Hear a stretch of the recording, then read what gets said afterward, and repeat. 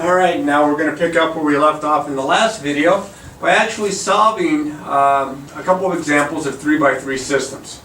And the first system is very traditional looking. All three equations have three variables.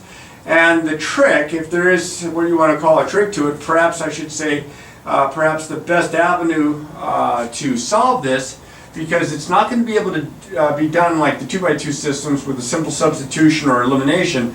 You're going to want to rewrite by combining, by using the linear combination method, to eliminate the same variable twice, so that you'll end up with two equations with the same two variables. Now what I want to do here is I'm going to kind of look through here. Let's say I decide to go after the z's. Now the reason I'm doing that, not for any other reason, is that one of the equations has a 1z, and so it's very easy to change a 1z into anything that you need it to be, as far as having a proper coefficient to cancel out. So I'm going to take the top equation. I'm going to write 2x minus y plus 5z is equal to negative 7. And then I'm going to take the bottom equation and I'm going to make this a negative 5z by multiplying through both sides by negative 5. This is not the only way it can be done. This is just one way it can be done. Sometimes it's a lot more clear. Oh, you definitely want to cancel out the x's, you definitely want to cancel out the y's. But in this case, I'm just going to go ahead. I could have done this pretty much with any of the variables, because I have a 1x here and I have a negative 1y there. So I could have canceled this out. These go. I have negative 13x minus 11y is equal to a positive 28. So notice that this equation only has x and y. Now I'm going to take this equation, x plus 4y minus 2z equals 1, and this equation again, multiplying through by 2 to get this to cancel out. So this is going to be 6x plus 4y plus 2z is equal to negative 14. Now, if I combine, the z's cancel again. You want to cancel out the same variable. I end up with 7x plus 8y is equal to negative 13. Look what I have here. I have a 2x2 system. Now granted, it's not the simplest 2x2 system, but it's a 2x2 system, and I'm going to get one of the variables to drop out because of the way they're written in standard form using elimination again. So I will probably, I could go after the x's, I could go after the y's, I'll go after the y's, and 88 is my least common multiple. So I'll multiply this one by 8 to make that a negative 88. So that would be 8 times that would be negative 104x minus 88y equals 8 times that, 160 and 64, 224 if I didn't mess up.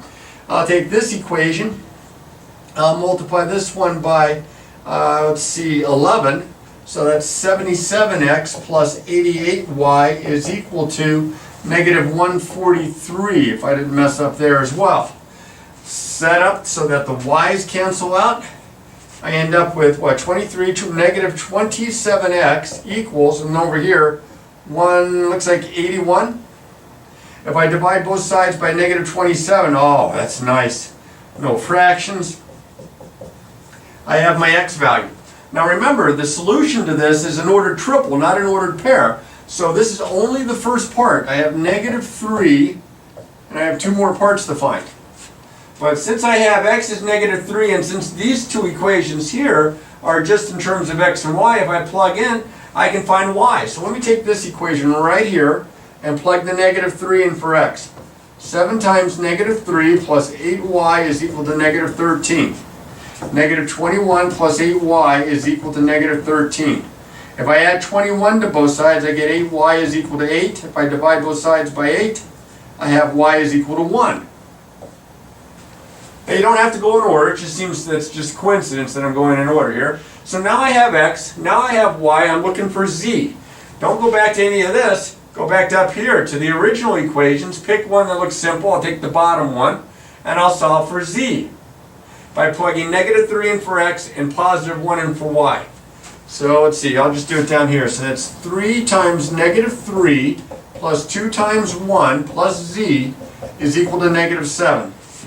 So this is negative 9 plus 2 plus z is equal to negative 7. This is negative 7 plus z is equal to negative 7, well, z is 0. Okay, so 0 goes right here. And I'm thinking I have a solution. Now, how do I find out if for sure it's a solution?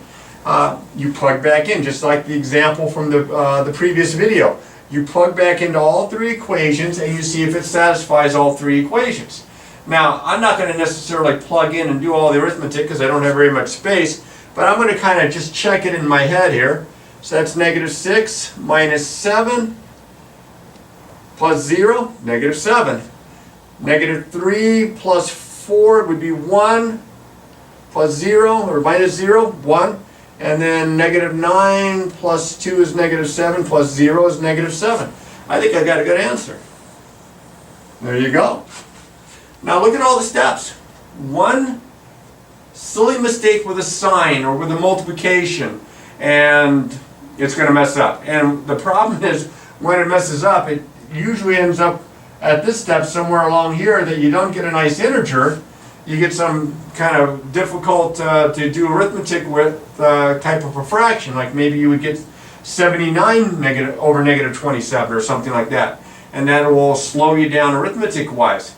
And you got to be careful because sometimes the answers actually do have fractions in them.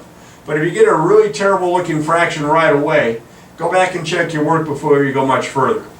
Now over on this example, instead of x, y, and z, it's a, b, and c. So when I write the order triple, I'm going to put it as a, b, and c. We go alphabetical. And this is a special case because each one of the equations only has two variables.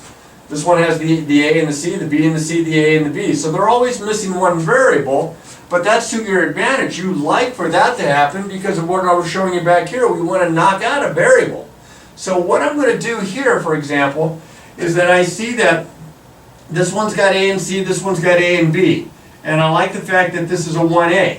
What I'm going to do here is I'm going to take this equation and I'm going to multiply it by negative 2. And I'm going to take this equation and I'm going to leave him the same. Now I have a minus 4b. These are not like terms. But these cancel and I end up with negative 6c minus 4b. Well, let's write that the other way around. Let's go alphabetical here. I have negative 4b minus 6c is equal to positive 6. Now if you wanted to, you could divide through by negative 2. What am I working with here? Look at this. This equation here only has b and c, as is this one. So what I could do here now, if I don't divide through by negative 2 or something like that and just leave it as is, I'll take this equation, let's knock the b's out, I'll multiply through by 4. 4b plus 8c equals negative 4.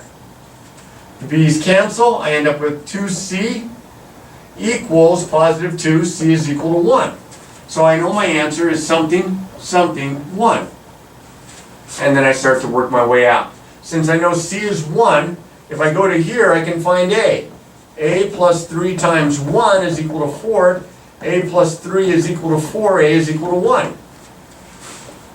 And if I take c equals 1 and I go to here, I get b plus 2 times 1 equals negative 1. b plus 2 equals negative 1. b is negative 3. And it looks like this should be my answer, but the best way to make sure of it is to plug back in and see if it satisfies all three. I'm going to kind of do it quickly. 1 plus, plug it in 1, 3, that works. Negative 3 plus 2, that works. 2 plus 12, yep, that works as well. So be very careful with your arithmetic and make sure that you practice more than just a couple of these problems to feel confident about it. Now we're going to look at some special cases.